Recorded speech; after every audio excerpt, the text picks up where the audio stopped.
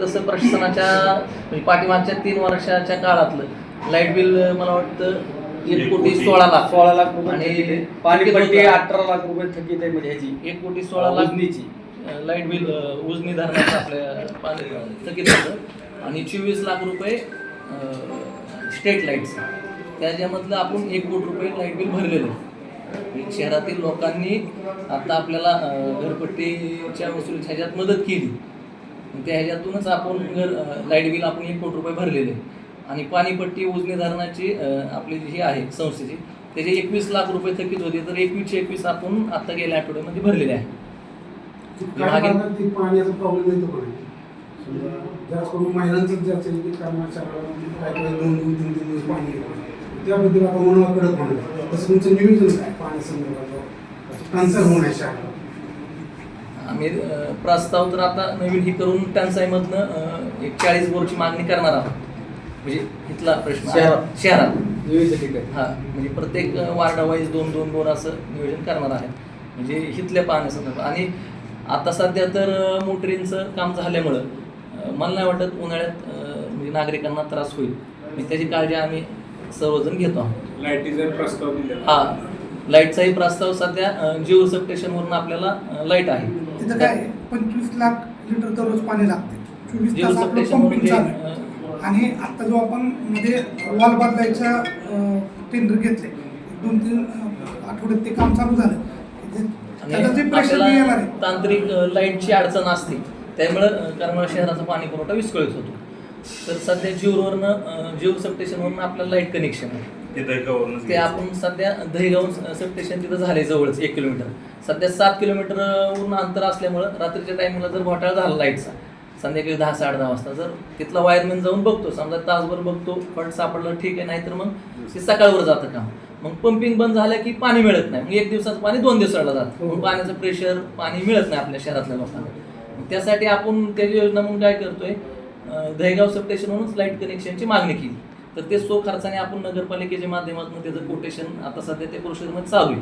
येणाऱ्या लवकरच 2-3 महिन्यामध्ये त्याची मंजुरी आणून कनेक्शन घेतोय आपण. नगरपालिकेचे डीपी दुसऱ्यांनी कनेक्शन घेतलं त्याची तक्रार आपण दिली. ज्या त्यावेळेस आपण तक्रार केली. MSCB कडे केली. पण MSCB मनाव अशी दखल घेत नाही. त्याच्यामुळे आपण मार्ग म्हणून नवीन सबस्टेशनच्या जागी दहेगाव सबस्टेशनवरून आपण लाईट कनेक्शनची मागणी प्रयत्न चालू आहे. त्यासाठी उपाध्यक्ष आम्ही सर्व नगरसेवक म्हणून जिओ MSCBत जातो. त्यांच्या प्रत्यक्षात जाऊन आम्ही त्यांनाही बोलणार आहे. तिथून जर अडचण आली तर आम्ही पालकमंत्री साहेबांना फोन करून सांगतो. जिओच्या मॅडमकडे आपण तक्रार केलेलीच आहे. लेखी केलेलीच आहे. ती घाबरत नाही तुम्हाला ती वीज कंपनी तुम्हाला अजिबात घाबरत नाही. त्यासाठी पालकमंत्री साहेबांच्या कानावर घालून येणाऱ्या मीटिंगमध्ये आम्ही दहेगावसाठीही मागणी करणार आहे. मी सौरवर तिथलं आपल्याला पंपिंग करायचं आहे. आता समजा नवीन मोटरीचंही झालंय तर त्या नवीन मोटरी झाले की आम्ही नंतर तेच आमचं टार्गेट आहे की सौरवर. आणि भविष्यामध्ये आपल्या नगरपालिकेची मालकीची जागा आहे सातपुरीच्या शेजारी 60-65 एकर आहे. तेथेही सौर ऊर्जेचा प्रकल्प राबवणार आहे जेणेकरून त्याचे लाईटचं उत्पन्न ते नगरपालिकेत त्याचाही फायदा होईल. म्हणजे असं नियोजन आहे. दत्त मंदिर ते जिल्हा परिश्रमगृह हा जो रस्ता आहे आणि वादग्रस्त रस्ता आहे हा रस्ताचा ताबा जिल्हा परिषद का नगरपालिका येणार आहे. आता सध्या त्यांच्याच ताब्यात आहे परंतु आम्ही ताब्यात म्हणजे वर्ग करून घेणार पण काम पण करणार आहे त्याचं. मागच आमचे उपाध्यक्ष सर्व नगरसेवकांची चर्चा. जर वाहतूक होती त्या मार्गाने तुम्ही किती डांबरीकरण चांगलं केलं आम्ही सिमेंट रस्ता करणार आणि साईड पट्टी गटर करणार. साईड पट्टी गटर ते पाण्याचा निचरा ते गटरच्या माध्यमातून रस्ता खराब होतो. महत्वाचा रस्ता आहे तो. काही ठिकाणी पाणी लागतं रस्त्याला. आता जेडपीकडून आपण वर्ग करूनच घेतोय पुढच्या मीटिंगला जिल्हा परिषदचं रेस्ट हाऊस ते केतूर नाका ते रोड मंजूर झालेला किंवा महिन्याभरात काम चालू होईल आणि कॉन्क्रिटीकरण काम आहे ते. म्हणजे करंजकर हॉस्पिटल ते असं काय करतो असं की वाहतूक आता सुद्धा होती ते आपण मंदिरमध्ये ते गडे लावतो की लावलं नंतर पण ते तिथून जे ट्रकांचं जे आहे ते अवास्तव जाणं आहे आणि बळजबरीनं ते घातल्यामुळे मागच्या वेळेस ते तुटलं होतं. तर यावेळेस जरा त्या ठिकाणी जरा आपली उपाययोजना असेल. प्रशासकीय इमारतीत आपली जी नगरपालिका बांधायची होती आणि टाउन हॉल ते जे पीडब्ल्यूडी काम केलंय त्याच्या संदर्भात काय त्या संदर्भात आमचा पाठपुरावा कंटिन्यू आम्ही सर्व नगरसेवक उपाध्यक्ष आम्ही मिळून तिथं जातोय. त्याच्यातून लवकरात लवकर म्हणजे त्यांचे हे करून अकलूज PWDच्या ऑफिसला आम्ही त्याची माहिती घेतली. लवकरात लवकर चालू करण्यासाठी प्रयत्न करू. ते सगळं टेंडर वगैरे झालेलं आहे, फक्त काम चालू करायचंय, ते लवकरात लवकर चालू होईल. इतर अडचणींबरोबर गेल्या 3 वर्षापासून मोकाट जनावरांचा प्रश्न भेडसावत आहे. त्यात अपेक्षा होती की बॉडी आल्यानंतर तरी बदल होईल, पण त्यात काही जास्त बदल दिसून येत नाही.